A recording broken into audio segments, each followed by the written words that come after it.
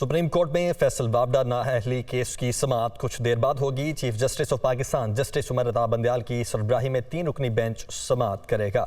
इस हवाले से हमारे रिपोर्टर आमिर सईद अब्बासी हमारे साथ मौजूद हैं। आमिर, तकरीबन 10:30 बजे ये समाअत शुरू होनी है, 5 मिनट रहते हैं, क्या डिटेल्स है?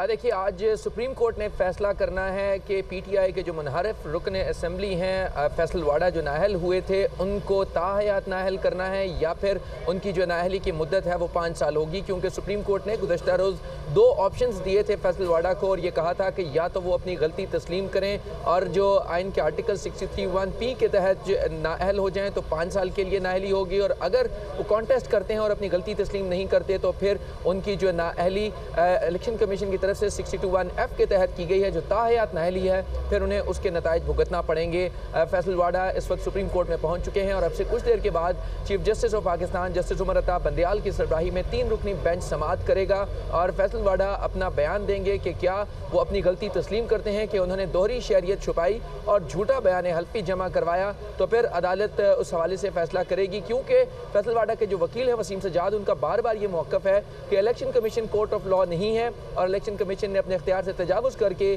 फैसल वाडा को ताहयात नाअहल किया, जो इलेक्शन कमीशन का इख्तियार नहीं था। ताहम बेंच बार बार ये कहता है कि फैसल वाडा ने बार बार झूठ बोला और झूठा बयान हल्फी दिया और उन्होंने जो है वो मिसलीड करने की कोशिश की रिटर्निंग ऑफिसर को भी और अपने तमाम वोटर्स को भी जिन्होंने उनको वोट दिया। क्योंकि तो यानी कि कुछ ही देर में समाअत होने वाली है। आमिर सईद अब्बासी, बहुत शुक्रिया, आप हमारे साथ मौजूद हैं।